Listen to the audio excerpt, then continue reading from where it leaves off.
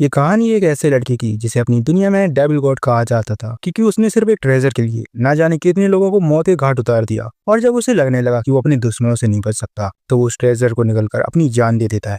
लेकिन ये उसका अंत नहीं, बल्कि एक नई शुरुआत थी। उसकी सोल एक यूजलेस बॉडी में रीइंकार्नेट हो जाती है और सीधे डेविल गॉड से एक लूजर बन चुका था।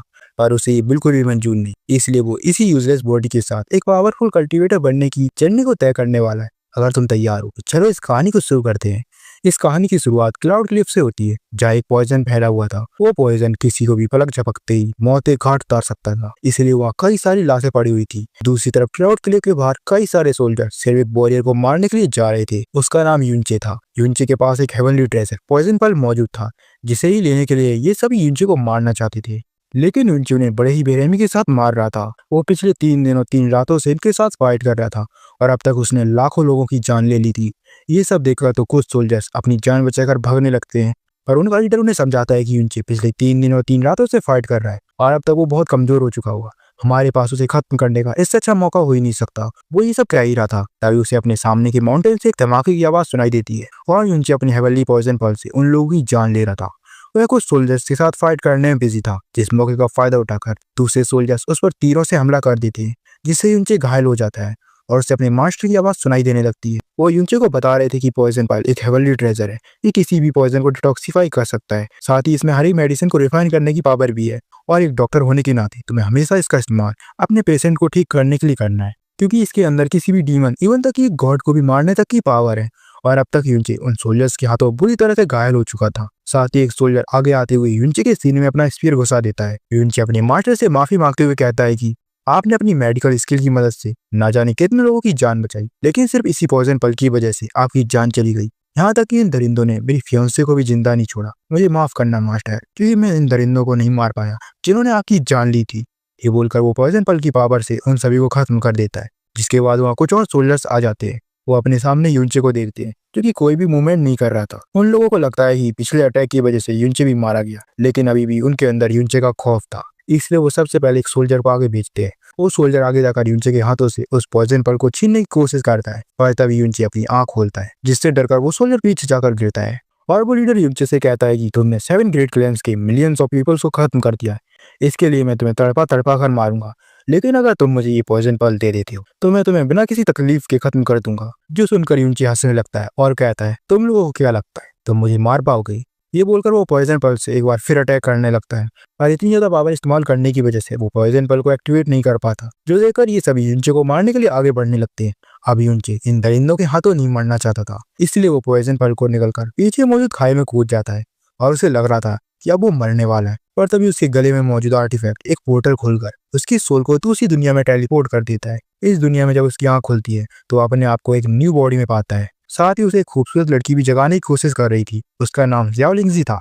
यूनची उस लड़की को नहीं पहचानता, तो लिंगजी उससे कहती है, मैं तुम्हारी आंट हूँ, क्या तुम्हें कुछ याद नहीं?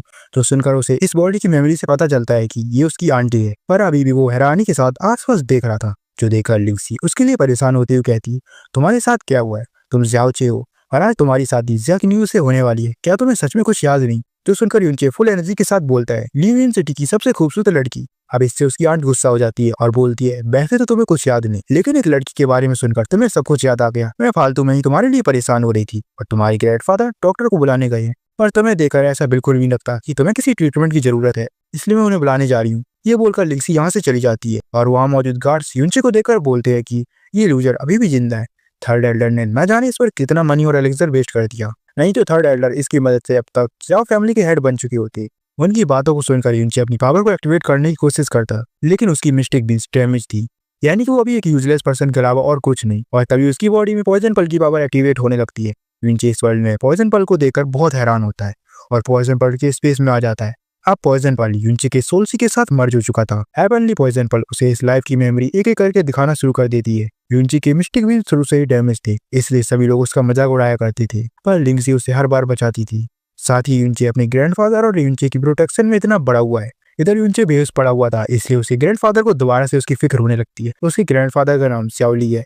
यूनचे होश में आते हुए कहता है कि मैं बिल्कुल ठीक हूँ, जिसके बाद यूनचे के ग्रैंडफादर लिंगजी से पूछते हैं कि आखिर यूनचे की तबीयत खराब कैसे हुई। तो लिंगजी बोलती है कि मुझे नहीं पता, मैंने तो बस यूनचे को सूप पीने के लिए दिया था, जिसके बाद ये सब हुआ। जो सुनकर यूनचे के ग्रैंडफादर लिंगजी पर गुस्सा करने लगते हैं तुम जानते हो ना यूनचे कितना वीक है, तो उसकी डाइट का अच्छे से ख्याल रखा करो। और तभी यूनचे बीच में बोल पड़ता है कि आंट की इसमें कोई भी गलती नहीं, मुझे ही अपना ध्यान रखना चाहिए था। और ये दुनिया बहुत बड़ी है, यहाँ कई सारे ट्रेजर्स मौजूद है, पर मार्शल आर्ट्स के काउंटलेस मैनुअल्स हैं, आपको फिक्र करने की कोई जरूरत नहीं है। मैं अपनी मिस्टेक बीन्स को ठीक करने का कोई ना कोई तरीका जरूर ढूंढ लूंगा, लेकिन अभी के लिए ये जरूरी है कि हम अपनी फैमिली के साथ खुशी से रहें। यूनचे का बिहेवियर अचानक से बदलते देख ये लोग बहुत हैरान होते हैं, पर उन्हें ये देखकर काफी खुशी भी होती है क्योंकि यूनचे अब समझदार हो गया है। फिर उसके ग्रैंडफादर लिंगसी से यूनचे को शादी के लिए तैयार करने को कहते हैं और लिंगसी भी उसे दोबारा से तैयार करने लगती है। साथ ही वो कह रही थी कि टाइम काफी जल्दी बीत गया, अब तुम्हारी शादी होने वाली है, शादी के बाद मैं तुम्हारा बिल्कुल भी ख्याल नहीं रख पाऊंगी। लिंगसी की बातें सुनकर यूनचे अपने मन में सोचता है कि पिछली लाइफ में मेरे पास बेशुमार ताकत थी, लेकिन मैंने अपने चाहने वालों को खो दिया। भले ही इस लाइफ में मेरे मिस्टेक भी डैमेज है, पर मुझे प्यार करने वाले ग्रैंडफादर और मेरी आंट हैं। क्या ये वही जिंदगी है जिसे मैं जीना चाहता था? उसे यूं खामोश देखकर लिंगसी बोलती है कि जब से तुम सूप पीकर जागे हो तब से तुम काफी अजीब बिहेव कर रहे हो। और फिर वो उदास होती हुई कहती है, तुम्हारे और जिया की में बहुत डिफरेंस है, क्या तुम्हारा उसके साथ शादी करना ठीक रहेगा? तो यूनचे उसे फिक्र न करने को कहता है और उस कप की तरफ देखता है, जिसे देखकर उसे अंदाजा हो जाता है कि इसमें पॉइजन मिला हुआ था। इधर हम जाओ मैंसन के बाहर का सीन देखते हैं, जहाँ सभी सोल्जर्स आराम से लेटे हुए थे और तभी वहाँ एल्डर होंग आकर उन सभी को डांटने लगते हैं। आज थर्ड एल्डर के पोते की शादी है, अगर इसमें कोई भी गड़बड़ हुई तो मैं तो छोड़ूंगा नहीं।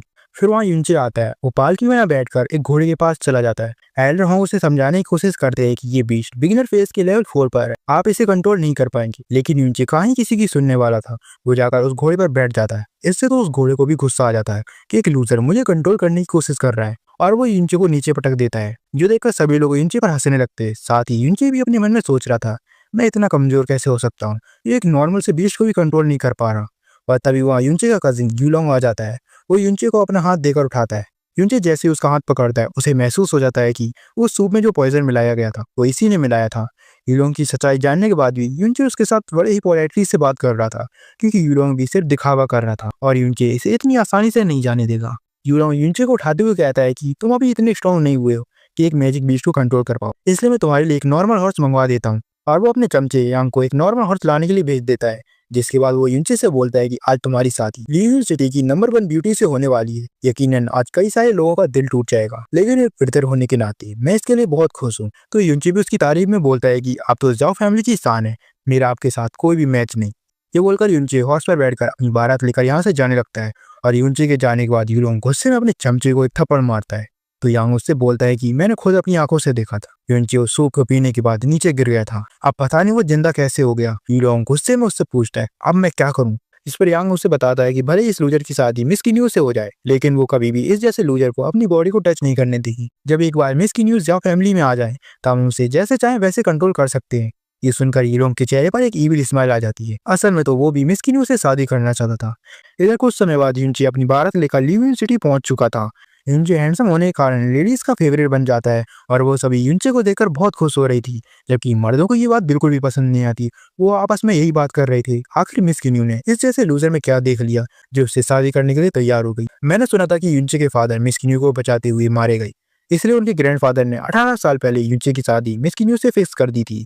अब यूनचे अपनी बारात लेकर खुशी खुशी आगे बढ़ ही रहा था कि तभी वहाँ एक एलिफेंट बीस्ट आकर तोड़फोड़ करने लगता है। वो लोगों को मारते हुए और तोड़फोड़ करते हुए यूनचे की तरफ बढ़ रहा था। अब इससे पहले कि वो बीस्ट यूनचे को चोट पहुंचा पाता, उससे पहले ही एल्डर होंग आकर उस बीस्ट को अपनी एनर्जी से दूर पटक देते हैं। फिर वहाँ एक मोटा आदमी आता है जो कि इस बीस्ट का ओनर था। वो मोटा एल्डर होंग और बाकी सभी से माफी मांगते हुए कहता है कि मेरा ये बीस्ट पालतू है और बहुत ही शांत स्वभाव का है, लेकिन पता नहीं आज इसे क्या हो गया और ये बाहर आकर तोड़फोड़ करने लगा। शायद से इसे भी ये चीज पसंद नहीं आई कि मिस क्यू जैसी एक खूबसूरत लड़की की शादी इस जैसे लूजर से हो रही है। मेरा मतलब है कि मिस्टर जाओ से हो रही है। अब ये सब सुनकर वहाँ मौजूद सभी लोग समझ पा रहे थे कि ये बस मिस्टर जाओ की शादी में ट्रबल क्रिएट करने की कोशिश कर रहा है। वो मोटा यूनचे से कहता है कि मैं क्या, यहाँ मौजूद सभी लोग इस शादी से खुश नहीं है। अगर तुम इस बीस्ट को हरा देते हो तो हम समझ जाएंगे कि मिस्टर जाओ मिस न्यू को डिजर्व करते हैं। पर ये बात एल्डर होंग को पसंद नहीं आती। वो उस मोटे आदमी को रास्ते से हटने के लिए कहते हैं, लेकिन उनसे उससे कहता है ठीक है, मैं इससे फाइट करने के लिए तैयार हूँ। तो एल्डर होंग उसे फिर से समझाने लगते हैं कि ये बीस्ट लेवल 6 पर है, उस हॉर्स से 2 लेवल ऊपर। पर यूनचे ने उस बीस्ट से फाइट करने का मन बना लिया था, इसलिए वो अपने हॉर्स की आंखों को कपड़े से ढककर आगे बढ़ने लगता है ताकि उसका हॉर्स घबराए नहीं, और वो बीस्ट भी धीरे धीरे यूनचे की तरफ बढ़ने लगता है। वहाँ खड़े सभी लोग बड़े ही गौर से यूनचे को देख रहे थे।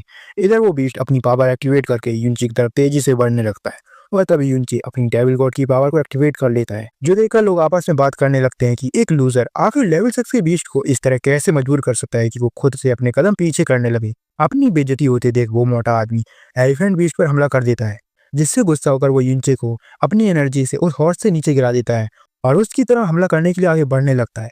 तो यूनचे भी अपने पंच को रेडी करके उसके अटैक को रोकने के लिए तैयार हो जाता है। और फिर इसी के साथ ये एपिसोड यहीं खत्म हो जाता है। अगर आपको मेरा एक्सप्लेनेशन पसंद आया हो तो वीडियो को लाइक करके चैनल को सब्सक्राइब कर देना और अगले एपिसोड के लिए एक प्यारा सा कमेंट भी कर देना। एंड या फिर मिलते हैं अगले वीडियो में, तब तक के लिए बाय बाय।